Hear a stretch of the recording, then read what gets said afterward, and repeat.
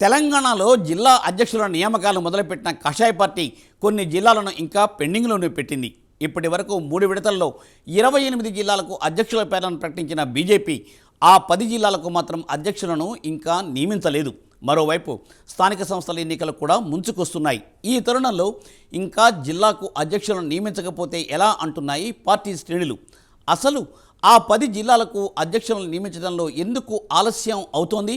28 జిల్లాలకు అధ్యక్షులను నియమించినప్పుడు ఆ 10 జిల్లాలను ఎందుకు పెండింగ్లో పెట్టారు? నేతల మధ్య ఆధిపత్య పోరా, మరి ఏదైనా ఇతర కారణమా? Let us watch the story.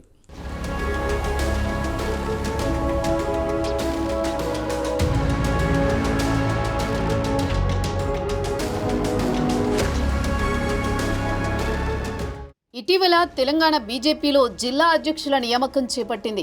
ఇప్పటి వరకు 3 విడతలుగా 28 జిల్లాలకు అధ్యక్షులను నియమించింది. ప్రక్రియ ఆలస్యమైనప్పటికీ జిల్లా అధ్యక్షులను నియమిస్తూ వస్తోంది. ఈ క్రమంలో మిగిలిన 10 జిల్లా అధ్యక్షుల నియామకాన్ని పెండింగ్లో పెట్టింది. పార్టీ కార్యక్రమాల సౌలభ్యం కోసం సంస్థాగతంగా కాషాయ పార్టీ తెలంగాణను 38 జిల్లాలుగా విభజించుకున్న సంగతి తెలిసిందే. డిసెంబర్లోపే ఈ ప్రక్రియను పూర్తి చేయాలని మొదట భావించినా వీలు పడలేదు. సిద్ధాంత పార్టీ అని చెప్పుకునే బీజేపీలో కూడా నేతల మధ్య ఆధిపత్య పోరుతో తిప్పలు తప్పడం లేదు. జిల్లా అధ్యక్షుల ఎంపికలో ఏకాభిప్రాయం కుదరడం లేదు. ఇప్పటి వరకు 3 విడతల్లో 28 జిల్లాలకు అధ్యక్షుల పేర్లను ప్రకటించారు.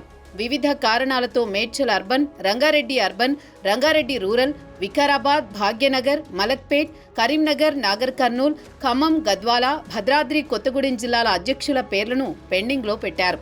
కొన్ని జిల్లాలకు నామినేషన్లను స్వీకరించి పేర్లు ఫైనల్ చేసినా వాటిని అధికారికంగా ప్రకటించలేదు. మరోవైపు కరీంనగర్, గద్వాల, నాగర్ కర్నూల్ తదితర జిల్లాల్లో నియమించిన అధ్యక్షులు ఇప్పటికే 2 సార్లు ఆ బాధ్యతలు నిర్వహించి ఉండడంతో వారిని మార్చే ఆలోచన చేస్తున్నట్లు తెలుస్తోంది.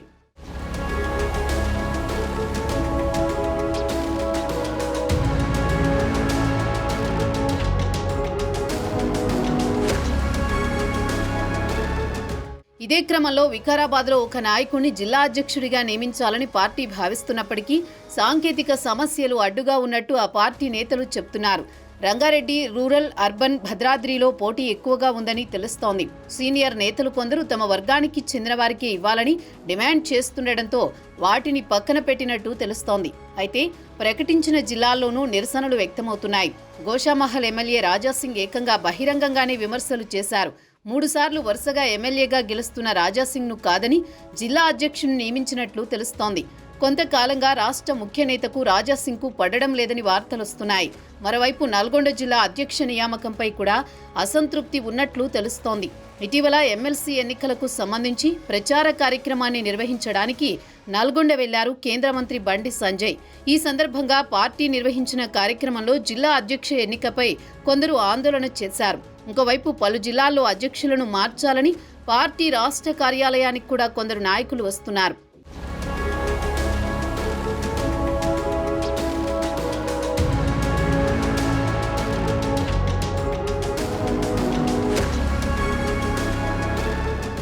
మరోవైపు మహిళల నుంచి కూడా జిల్లా అధ్యక్ష స్థానానికి పోటీ ఎక్కువైంది.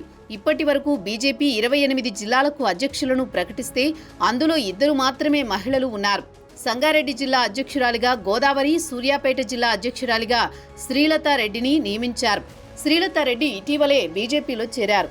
వీరితో పాటు మిగిలిన 10 జిల్లాల్లో ఒకరిద్దరు మహిళలను అధ్యక్షులుగా నియమించే అవకాశం ఉంది. దీంతో మహిళల్లో కూడా పోటీ నెలకొంది. ఇప్పటి వరకు ప్రకటించిన వారిలో 16 మంది బీసీలు ఉండగా వారిలో 5 మున్నూరు కాపు, 4 గౌడ్, 3 ముదిరా సామాజిక వర్గానికి చెందిన వారు ఉన్నారు. యాదవ, పద్మశాలి, జంగం, వాల్మీకి, బోయ సామాజిక వర్గాల నుంచి ఒక్కొక్కరు ఉన్నారు. 9 మంది ఓసీలుండగా వారిలో 8 మంది రెడ్డిలున్నారు. మరో 2 ఎస్సీలు, 1 ఎస్టీ ఉన్నారు. అధ్యక్ష నియామకాల్లో సామాజిక సమతూకం పాటిస్తున్నామని బీజేపీ చెబుతోంది. అయితే ఇంకా నియమించాల్సిన 10 జిల్లాల్లో అధ్యక్ష ఎంపిక పార్టీకి కత్తి మీద సాము మాదిరి తయారైంది. మరోవైపు స్థానిక సంస్థల ఎన్నికలు ముంచుకొస్తున్నాయి. జిల్లాలకు అధ్యక్షులను నియమించకపోతే పార్టీ అభ్యర్థుల కోసం పనిచేసేవారు ఉండరు. దీంతో కాషాయ పార్టీలో పెద్దలు తీవ్ర మల్లగుల్లాలు పడుతున్నారు.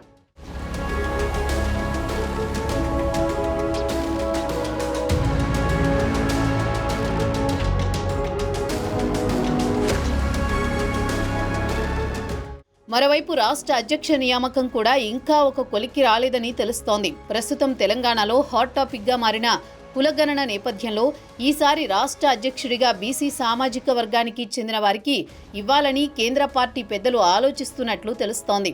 ఈ దిశగా ప్రక్రియ ప్రారంభమైనట్టు సమాచారం. రాష్ట్ర అధ్యక్ష రేసులో 2 బీసీ ఎంపీలు ఉన్నట్లు సమాచారం. గతంలో రాష్ట్ర పార్టీ అధ్యక్షుడిగా బండి సంజయ్ ఉన్నప్పుడు పార్టీని క్షేత్రస్థాయిలో బలోపేతం చేశారు. గత శాసనసభ ఎన్నికల్లో పార్టీని అధికారం చేపట్టే దిశగా తీసుకువెళ్లారు. ఉన్నట్లుండి ఎన్నికల సమయానికి బండి సంజయ్ను తొలగించారు.